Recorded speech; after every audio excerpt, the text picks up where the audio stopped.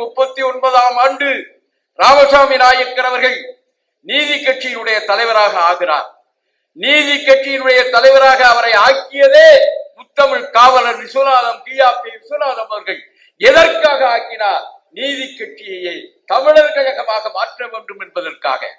அப்படி தமிழர் கழகமாக மாற்ற வேண்டும் என்பதற்காக 1944 சேலத்திலே மாநாடு கூட்டுகிறார்கள்.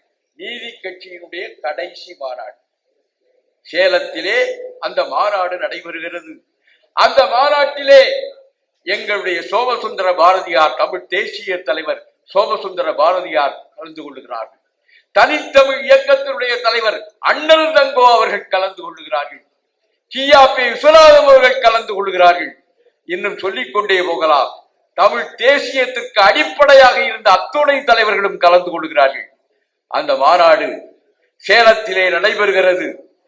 அந்த மாநாட்டிலே காலையிலே தீர்மானம் நிறைவேறுகிறது. நீதி கட்சியினுடைய பெயர் இன்றையிலே இருந்து தமிழர் கழகம். நீதி கட்சியினுடைய முழக்கம் தமிழ்நாடு தமிழருக்கே. தீர்மானம் நிறைவேறி விடுகிறது. அன்றைய தினம் இன்றைக்கு இருப்பதை போல நட்சத்திர விடுதிகள் வரவில்லை.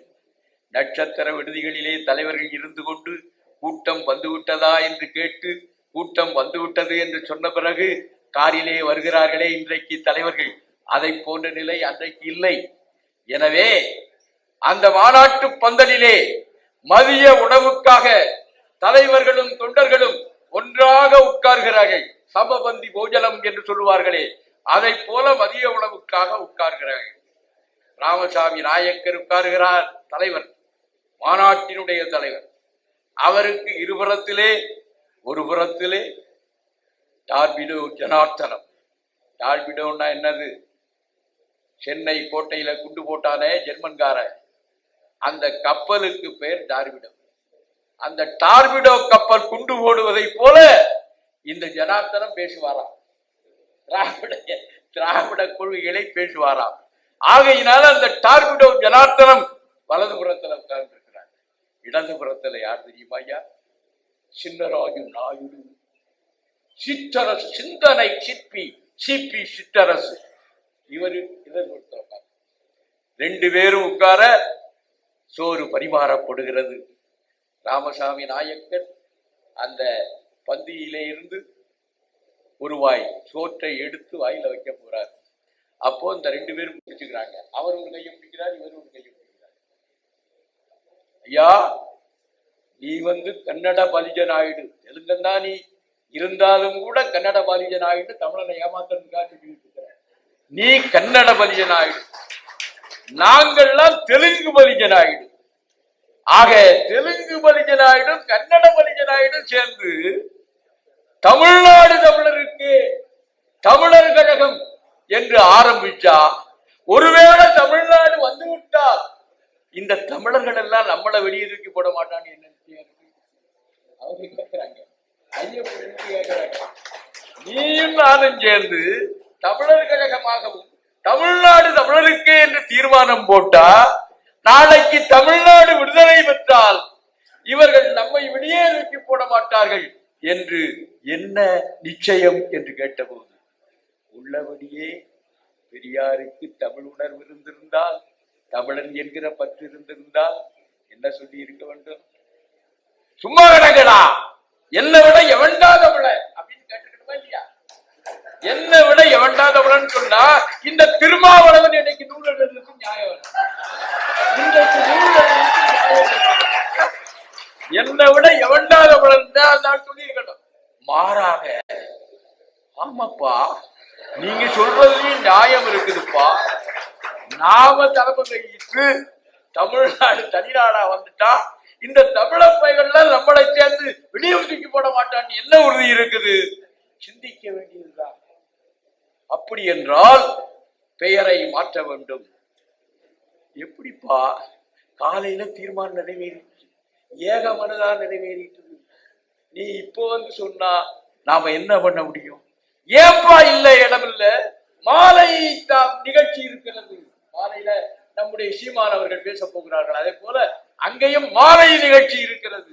அந்த மாலை நிகழ்ச்சியில மாற்றி விடுவோம். கட்சியின் பெயரை திராவிடர் கழகம் என்றும் கட்சியின் குறிக்கோளை திராவிட நாடு திராவிடருக்கு என்று மாலை மாநாட்டிலே மாற்றி விடலாம். அப்ப கூட இந்த ஆளுக்கு எவ்வளவு பெரிய குயுக்தி இருக்குது பாருங்க, சனி மூளை இருக்குது பாருங்க. இந்த ஆள் சொல்றான், இந்த முட்டா பசங்களை திருத்த முடியாதுப்பா, காலையில தீர்மானம் நிறைவேற்றிட்டோம், தமிழ்நாடு தமிழருக்கே தமிழர் கழகம் என்று நிறைவேற்றி விட்டோம், இந்த முட்டா பசங்களை நம்ம என்னால திருத்த முடியாது. அதுக்கு ஒரே ஒருத்தன் இருக்கிறான், ஒரே ஒருத்தன். யாரு? ராமசாமி நாயக்கர் சொல்ற ஒரே ஒருத்தன் இருக்கிறான், காஞ்சிபுரத்துக்குள்ள பையன். அந்த அண்ணாதுரைய போய் நீ கூட்டிட்டு வா, அவன் பேசினாத்தான் இந்த முட்டாள் தமிழர்கள் எல்லாம் கேட்பார்கள். அன்னைக்கே அந்த ஆளு புரிஞ்சு வச்சிருக்கிறான், அன்னைக்கே புரிஞ்சு வச்சிருக்கிறான். ஐயா, இந்த காஞ்சிபுரத்து அவனை கூட்டு வா, அவன் பேசினாத்தான் இந்த மக்களை எல்லாம் திருத்த முடியும், திராவிடர் கழகமாக தமிழர் கழகத்தை திராவிடர் கழகமாக மாற்ற முடியும். நான் உங்களை கேட்கிறேன், மாடுகளுக்கு முன்னால் வந்த காது பெருசா, பின்னால் வந்த கொம்பு பெருசா?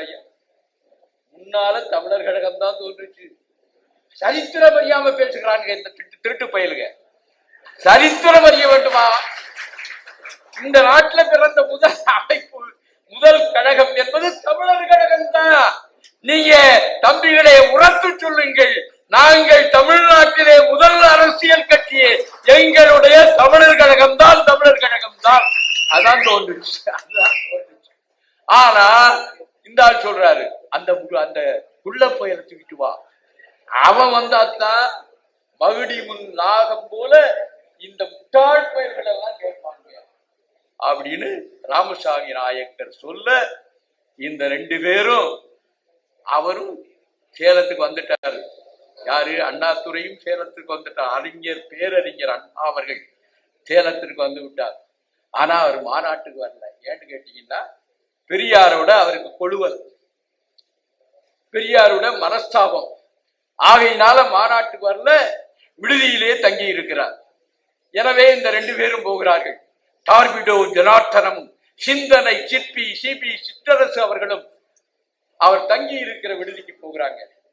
அண்ணா அவர்களே, நீங்கள் வந்து மாநாட்டிலே பேசி தமிழர் கழகத்தை திராவிடர் கழகமாக மாற்றி அமைக்க வேண்டும், முழக்கத்தை திராவிட நாடு திராவிடருக்கு என்று மாற்றி அமைக்க வேண்டும் என்று கேட்கிறார்கள்.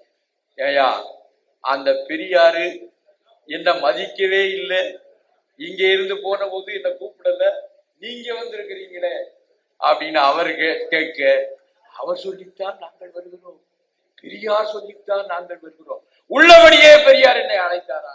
யாரு? அவர் கேட்கிறார், காஞ்சிபுரத்து அண்ணா அவர்கள். அவர் சொல்லித்தான் நாங்கள் வருகிறோம். அண்ணா அவர்களே, நீங்கள் வந்தால்தான் இந்த முட்டாள் ஜனங்களை மாற்ற முடியும் என்று பெரியாரே உங்களை புகழ்ந்திருக்கிறார். எப்படி இருக்கு பாருங்க, பெரியாரே உங்களை புகழ்ந்திருக்கிறாரு, நீங்க சொன்னாதான் எல்லாம் கேட்பான்னு. ஆகவே வாருங்கள். ஆகவே அவர் வந்து மாலை மாநாட்டிலே 4 மணி நேரம் பேசுறாராம். எவ்வளவு நேரம்? 4 மணி நேரம் பேரறிஞர் அண்ணா அவர்கள் பெரிய சொற்பொழிவு ஆற்றி உலக நாடுகளினுடைய வரலாறுகளை எல்லாம் புரட்டி வைத்து அவர் மாலையிலே தமிழர் கழகம் என்பதை திராவிடர் கழகமாகவும், தமிழ்நாடு தமிழருக்கே என்ற முழக்கத்தை திராவிட நாடு திராவிடருக்கே என்று மாற்றி அந்த தீர்மானம் நிறைவேற்றுகிறார்கள்.